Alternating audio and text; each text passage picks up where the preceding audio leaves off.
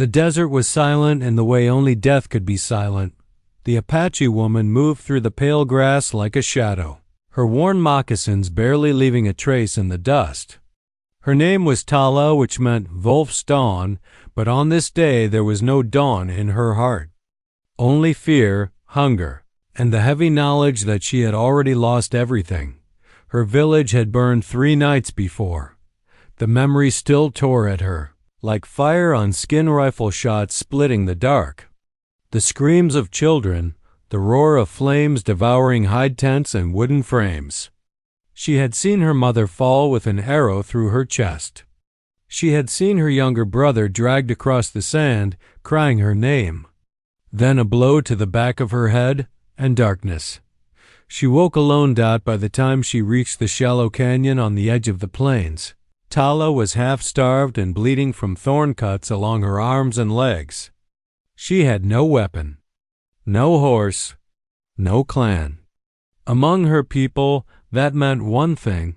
She no longer belonged to the living. She climbed higher into the rocks, hoping to find water, but what she found instead were boot tracks. White man's boots. Fresh. Her stomach twisted in terror.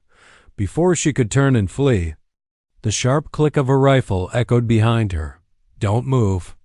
The voice was low, calm, steady. She froze mid-step. Slowly, she turned her head. He stood 10 paces away, tall, broad-shouldered, dressed in dust-covered cowboy clothes. His hat shaded his eyes, but she could feel their weight on her. The rifle was aimed straight at her chest. A cowboy. To him, she was not a widow. Not a survivor, only an enemy. She lifted her hands slowly. Her fingers trembled.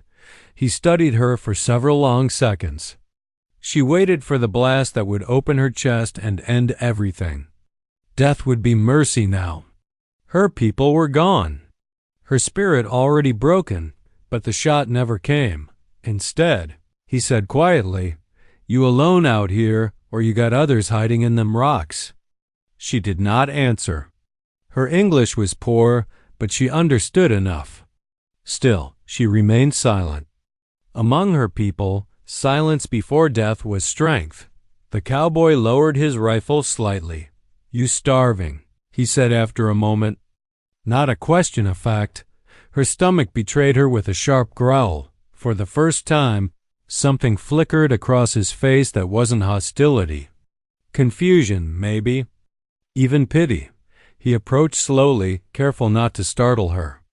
Tala tensed, expecting shackles or ropes, but instead, he reached into his saddlebag and pulled out a strip of dried meat and a canteen. He set both on the ground between them. Then he stepped back. "Eat," he said. She did not move. Food from an enemy could be poison. It could be a trick. It could be bait before the rope went around her wrists. He waited. Minutes passed.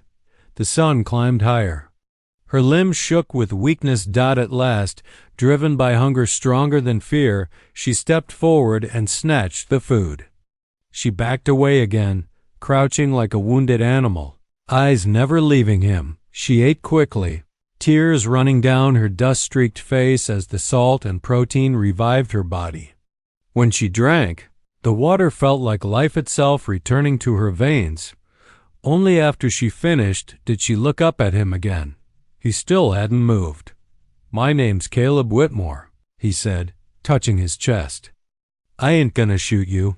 She stared at him. His voice carried no cruelty, no triumph, just tired honesty. She pointed to herself. "Tala, Tala," he repeated awkwardly. She nodded once. They stood there in heavy silence.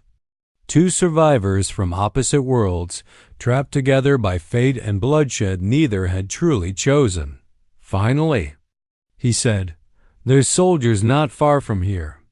If they find you—" His voice trailed off, but the meaning was clear. Death would not be quick. Tala lowered her eyes. She already knew this. That was why she had run toward the empty canyons instead of the river where she might be captured alive. She spoke at last, her voice hoarse. You kill me, she said in broken English. Better. Caleb stiffened. I ain't killing a hungry woman, he said sharply. That ain't who I am. You white man, she replied bitterly. White men kill my family. His jaw tightened. For a moment, guilt flickered in his eyes, a guilt too deep to be explained. I won't pretend I ain't part of that world, he said. But I ain't your executioner. He hesitated, then added, You can't stay out here, though. You'll die by tomorrow from heat or patrols. You come with me to my ranch. She recoiled instantly. Captured women were never truly free.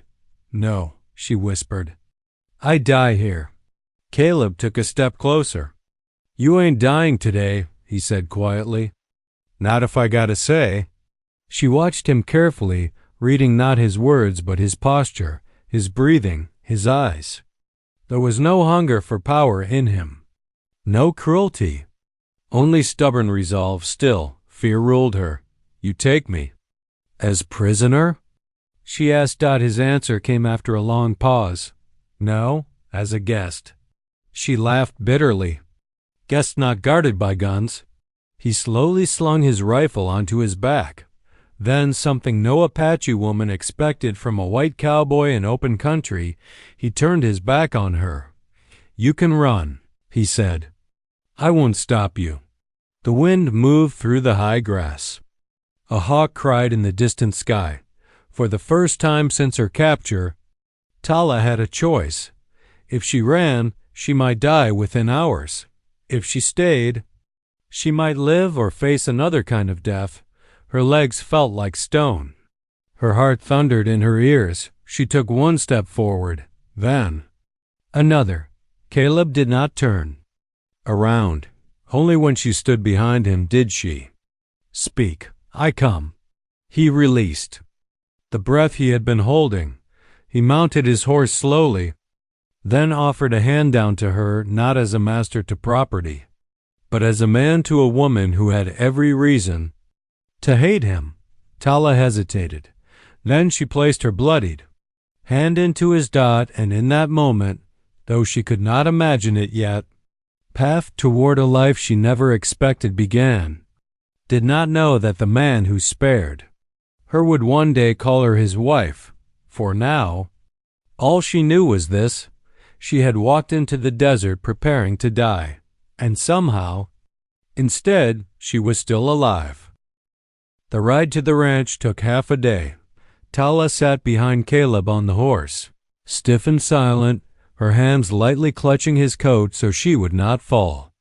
The land stretched endlessly around them, golden plains, distant blue hills, and the vast, merciless sky. Every sound made her tense. Every shadow felt like another threat. She did not trust this road. She did not trust this man, and yet she was still alive. When the ranch finally appeared, it looked nothing like the military fort she feared. No guards, no weapons along walls. Just a wide, lonely stretch of land with a modest wooden house, a barn, and open corrals filled with horses and cattle. Caleb dismounted first, then helped her down. His touch was careful, respectful, nothing like the rough hands she had seen on raiders and soldiers. This is it, he said. Whitmore Ranch. Tala scanned every corner. No chains, no cages. No soldiers hiding in the trees. Still, her body stayed coiled with fear. Inside the house, Caleb gestured to a chair. Sit. She did, but only on the edge.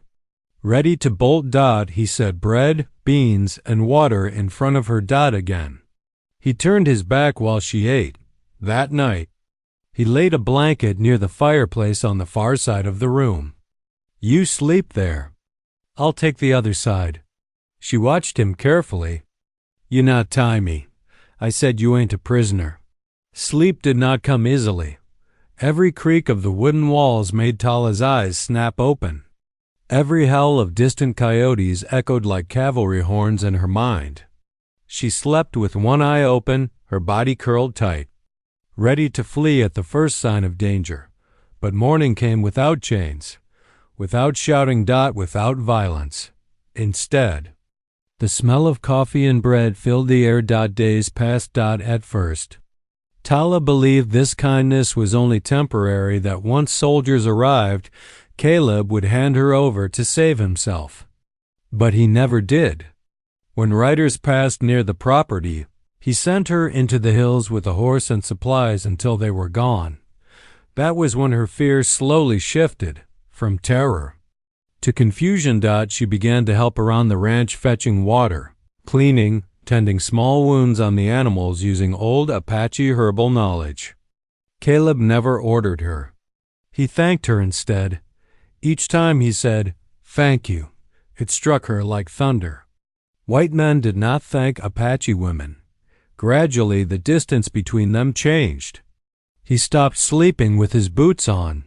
He stopped watching her every second. Conversations grew longer. She learned his routines. He learned her silences. One evening, as the sun burned red across the plains, she finally asked the question that haunted her. "Why you saved me?" Caleb stared out at the horizon for a long time before answering. "My father was a soldier," he said quietly.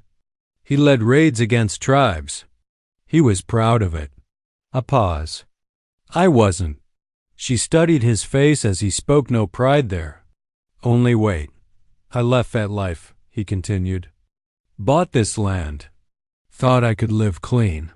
His jaw tightened. But blood follows a man whether he wants it or not. She understood this truth deeply. Blood followed her too. "You had every reason to hate me," he added. "Still do." "I do hate," she said softly. "But I also live because of you." Their eyes met in the twilight. Something unsettled and powerful passed between them. From that day, he no longer avoided her gaze. Not everyone shared his kindness.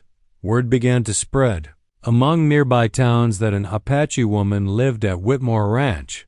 Some men rode by just to stare, others to threaten. One afternoon, 3 cowboys approached the ranch drunk and laughing. "One of them savages living here, huh?" One sneered. "Heard you keeping her like a pet." Caleb stepped in front of the house with his rifle on his shoulder, but not raised. "You leave," he said calmly. "Now?"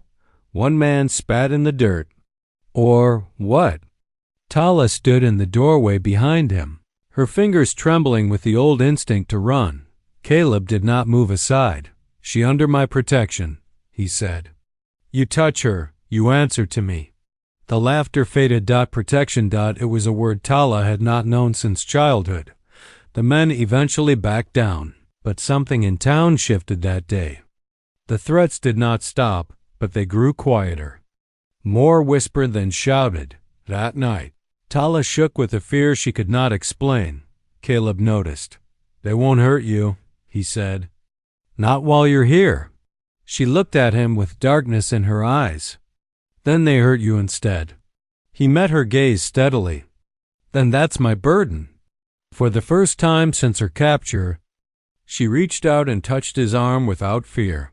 That simple touch felt louder than any gunshot. Weeks turned into months. Winter crept across the plains. Taala learned to read a little, to speak clear English, to laugh softly at first, like a sound she had forgotten how to make. Caleb learned Apache words, learned where not to step when certain seasons came, learned how much pain hid behind her silence. Their nights grew longer, conversations deeper. The fireplace between them became less of a barrier and more of a shared warmth. Still, neither crossed the line they both felt, pulling tighter with each passing day. Until the night. Soldiers came. It started with barking, dogs and the thundering of hooves. Tala was awake. Instantly, Caleb grabbed his rifle and pulled on his boots. "They finally tracked you." Panic shattered her chest. He turned to face her, his eyes fierce. "I won't give you to them." "They kill you," she whispered. "Then I die standing." A loud knock shook the door. "In the name of the United States Army, open up." Caleb stood between Tala and the door without hesitation. When he opened it, rifles were pointed straight at his heart. "Hand over the Apache woman," the captain ordered. "She's a war prisoner." Caleb's voice was cold steel. "She's under my protection." The officer laughed. "She's your property, then?" Caleb answered without thinking, without fear, without retreat. "She is not property. And she's not alone." Without warning, Tala stepped forward. She lifted her chin proudly. Despite the shaking in her body, "I will go," she said. "Not as prisoner. As woman." The soldiers hesitated. Caleb turned sharply. "Tala, no." She placed her hand over his heart. "You gave me life," she said. "Now I choose it." And in that moment, before soldiers, rifles, and fate itself, Caleb realized something that terrified him more than any war. He was no longer just protecting her. He was in love with her. The wind stood still as the soldiers waited for Caleb's answer. Rifles were aimed. Fingers hovered over triggers. The captain's eyes moved between Caleb and Tala with cold calculation, as if weighing the value of their lives. "Step aside," the captain ordered. "This woman belongs to the government now." Caleb did not move. "She belongs to no one," he said. His voice was steady, but Tala could feel the quiet storm inside him. "Not to you. Not to me. Not to anyone." The captain's jaw tightened. "You harbor a fugitive." "That's treason." "Then arrest me," Caleb replied. The words struck the air like thunder. Tala turned sharply toward him. "No," she whispered. "You do not die for me." He looked at her then, not as a protector, not as a rancher, but as a man who had already chosen his fate. "You died once already when your family was taken," he said softly. "I won't let them take you again." The standoff stretched painfully long. Finally, the captain lowered his rifle slightly. "You're a stubborn fool, Whitmore," he said. "You think you can stand against the world for one Apache woman?" Caleb answered without hesitation. "I already am." Silence followed. Then the captain spat on the ground. "We'll be back with orders that won't give you a choice." The soldiers mounted their horses and rode off. Their disappearance carrying no peace, only a promise of war. That night, Tala could not sleep. The fire had burned low. The house felt fragile, like it could be blown apart by the next breath of fate. Caleb sat at the small table, sharpening his knife with slow, measured strokes. "You should leave me," Tala said quietly at last. "Go south, hide, live." He did not look up. "And you?" "I go into mountains, alone. That is our way." He stopped sharpening. "You won't survive long alone now. They'll hunt you." She finally looked at him. "And you will survive if I am gone." He met her gaze. "I won't be alive at all if you're gone." The truth of that hung between them, heavy and unmistakable. She walked toward him slowly, as if stepping into something sacred and dangerous at the same time. "Why do you bind your life to mine?" His answer came plain and unguarded. "Because somewhere between the fear and the silence, I fell in love with you." Her breath caught sharply. Among her people, love was often arranged, woven into survival. But this was choice. This was fire. She touched his face, tentative at first, then with growing certainty. "White man loving Apache woman brings only blood." "Blood's already here," he said. "I choose you anyway." They kissed that night, not with urgency, but with reverence. Two lives touching in the shadow of death. Morning brought violence. The soldiers returned at dawn, but they were not alone. With them rode hired men from nearby towns. Angry faces. Drunken courage. Old hatred sharpened into weapons. The captain raised his voice. "By authority of the United States government, surrender the Apache woman." Caleb stepped out onto the porch, rifle in hand. "She leaves by choice," he said. "Or not at all." Tala stood behind him, her spine straight. Dignity unbroken. Then a gunshot exploded. The first bullet missed. The second struck the porch railing. Chaos followed. Caleb fired back, not wildly, but with deadly purpose. Tala dragged ammunition to him, fear burning in her veins but resolve firm in her hands. One hired gun fell. Then another, but they were outnumbered. When a bullet tore through Caleb's shoulder, Tala screamed his name and ran to him. He collapsed to one knee. The captain advanced. Before he could raise his weapon, Tala stepped in front of Caleb. She spread her arms wide. "You want me?" she shouted. "Then kill me here." Before his eyes, the soldiers froze. Something in her voice, strong, unbroken, fearless, stopped them. The captain hesitated. Killing her in cold blood now would not look like justice. It would look like murder in front of witnesses. Slowly, he lowered his rifle. "This isn't over," he said. "But today, you keep her." They rode away again, angrier than before. Silence returned, broken only by Caleb's labored breathing. Days blurred together in blood and pain. Tala nursed his wound with every skill her mother had taught her. Fever came. Fever broke. Night after night, she stayed awake by his side, believing with everything in her soul that she could not lose him. He survived, but the threat did not fade. Caleb knew the soldiers would return with legal papers, with warrants, with a noose if needed. "There's one way to shield you," he said when he finally regained strength. She looked at him doubtfully. "I do not want to hide behind white laws." "This one isn't just a white law," he said.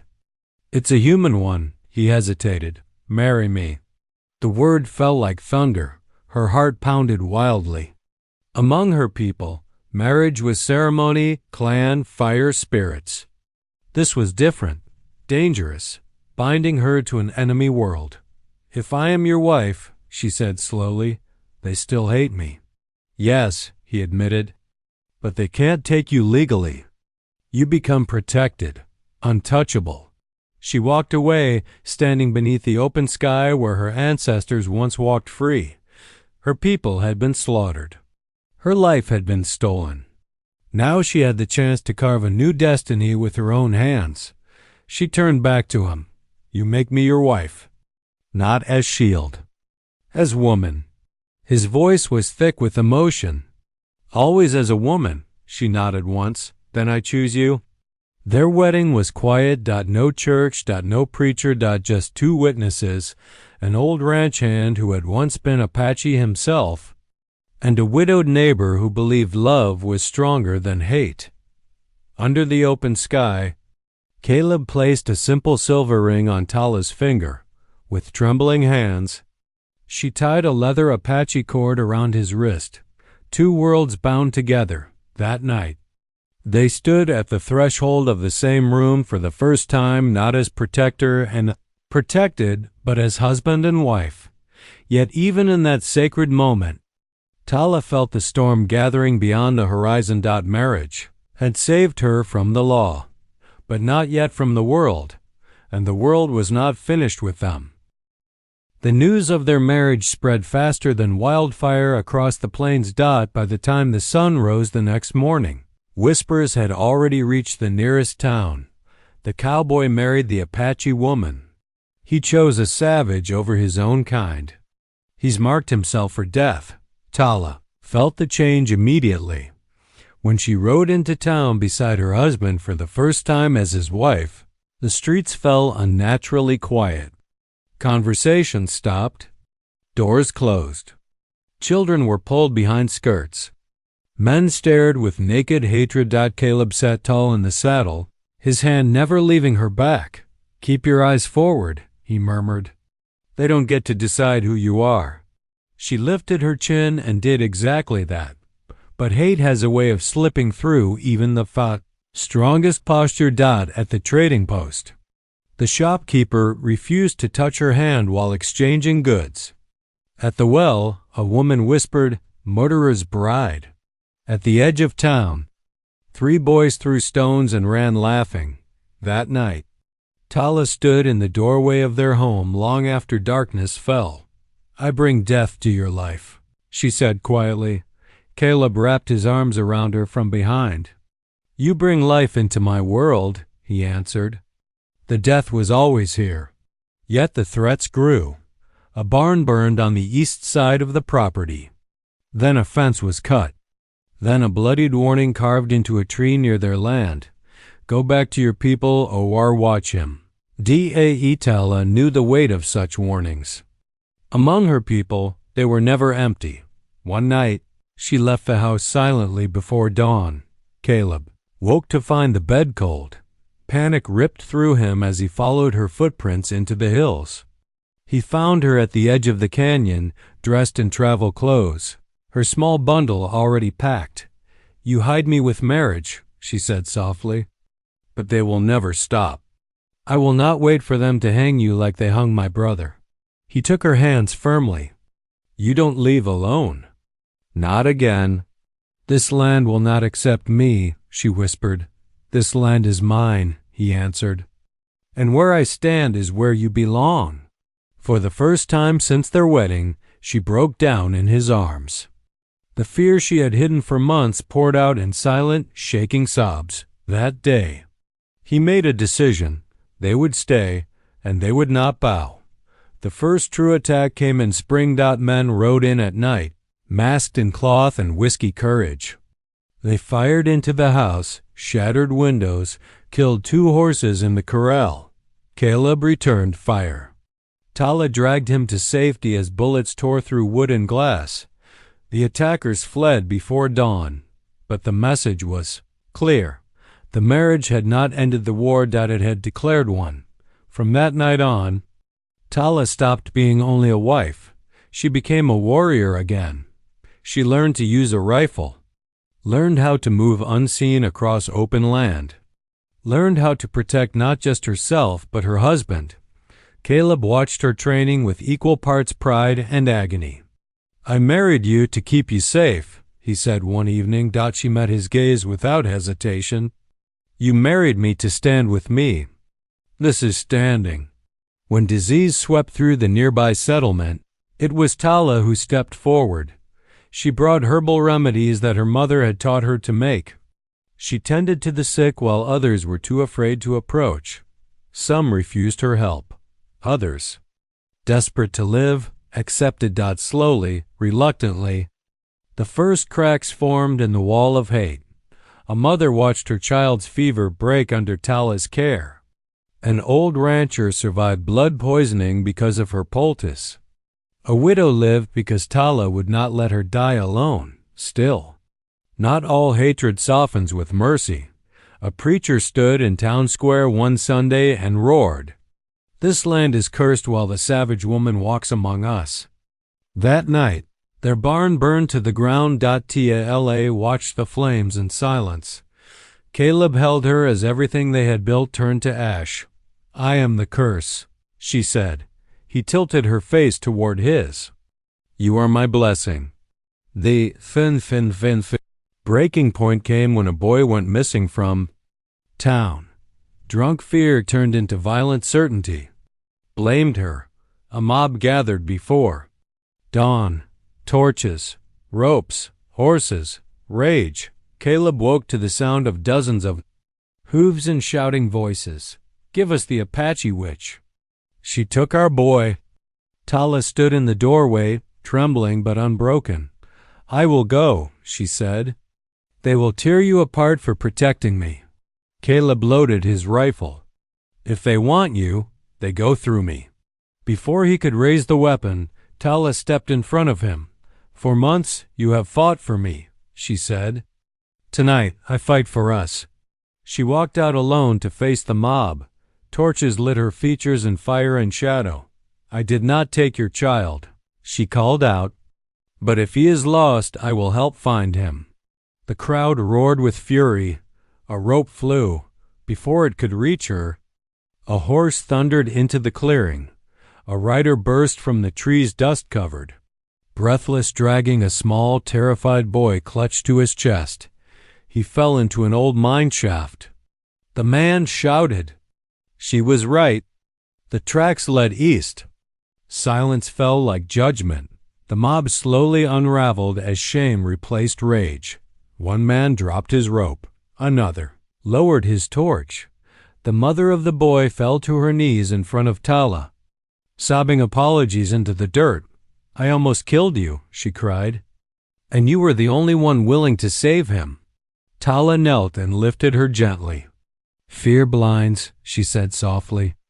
"Love does not." From that night forward, the fire of hatred lost its unity. Not all hearts changed, but enough did.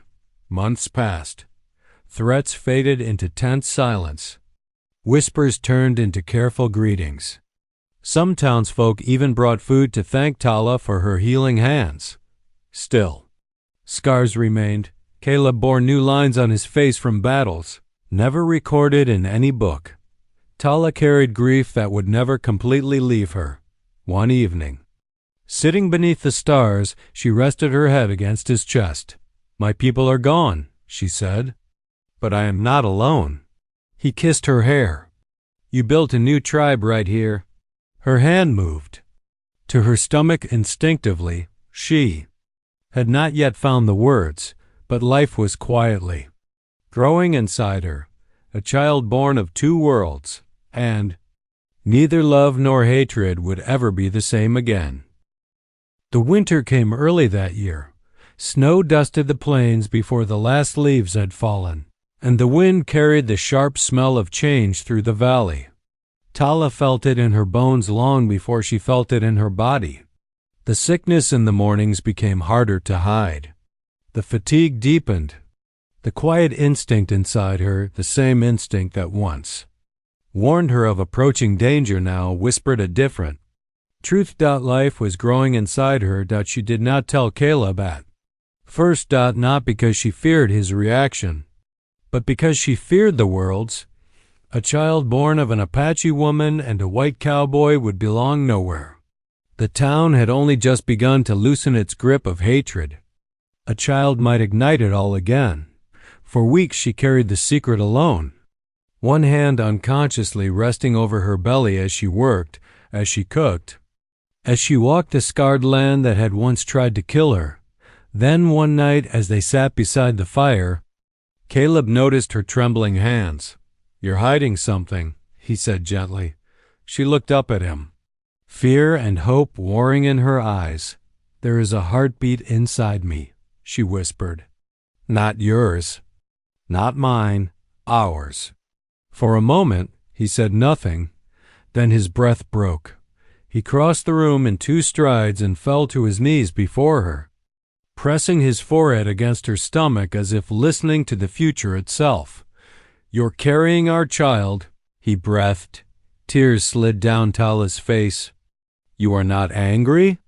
He looked up at her, eyes blazing with emotion. "Angry? Tala? This is the only good thing the world has ever truly given me." That night, he held her as if she were made of fragile light. But the world does not wait for joy to ripen in peace. Word of her pregnancy spread quickly. In small towns, secrets travel faster than horses. Some people softened when they heard. Others hardened. "She's trying to anchor herself to this land with a half-breed." One man spat. "She's securing her claim," another hissed. A new kind of danger rose not with torches and rifles, but with poisoned smiles and whispered threats. One afternoon, as Tala returned from the river, a woman blocked her path. "You should leave before the child is born," the woman said coldly. "Before it destroys everything." Tala stood tall. "It is already saving something," she answered. "You just cannot see it yet." Caleb's fear grew as her belly swelled.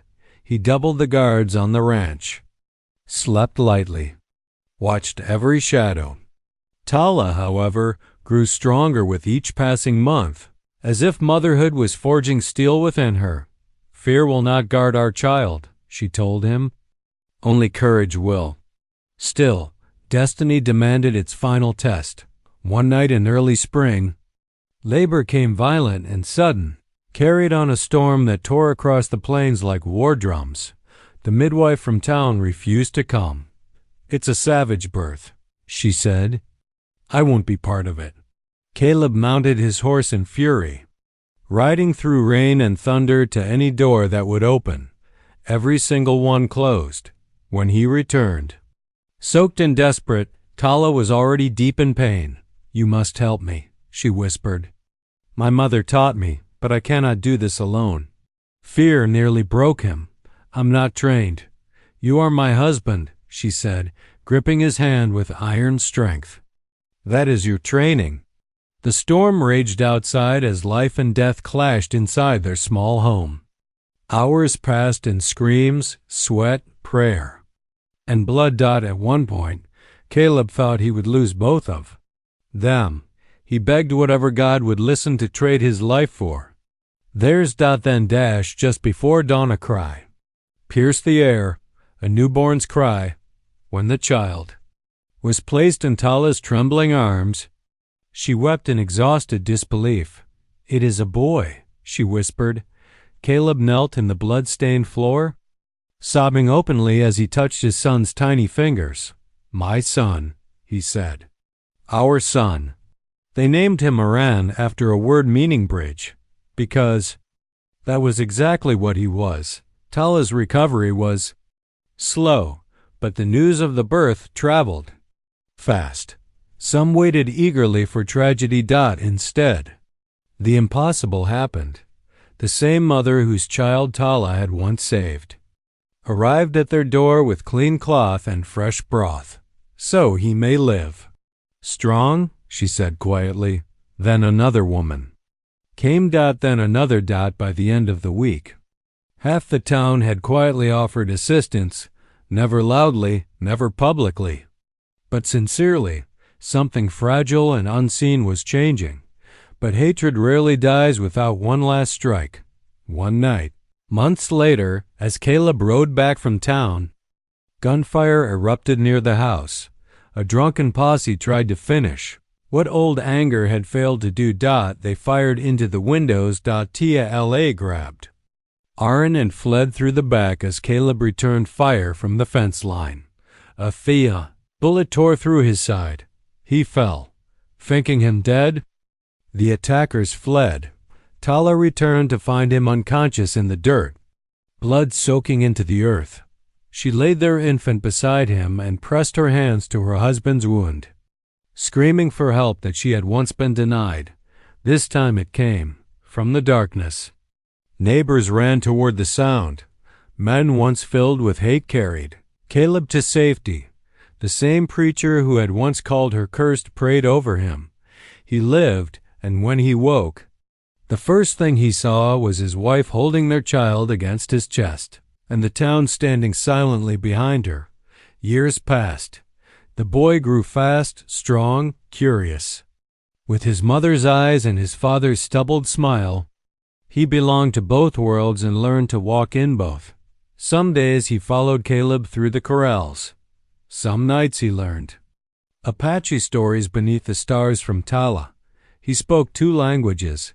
He carried 2 histories, and because of him, fewer people spoke in hatred. Not all wounds healed. Some hearts never changed, but the land itself seemed to soften. Where once a woman walked expecting death, now a child ran laughing beneath the same sky. On a quiet evening years later, Tala stood on the hill overlooking the ranch. Caleb joined her, placing his arm around her shoulders. "Do you ever miss the life you lost?" he asked gently. She thought of the ashes of her village, the screams, the blood. Then she looked at the land below, at their son racing along the fence, at the house rebuilt stronger than before, at a future that once seemed impossible. "I miss my people," she said softly, "but I do not miss my fate." He kissed her temple. "You changed mine." She rested her head against his chest. "I came to you ready to die," she whispered. "Instead, I learned how to live." As the sun sank behind the plains, casting fire across the sky, the son ran toward them, toward both his worlds at once. And for the first time in her life, Tala knew with certainty she had not escaped death just to survive. She had survived to change destiny itself.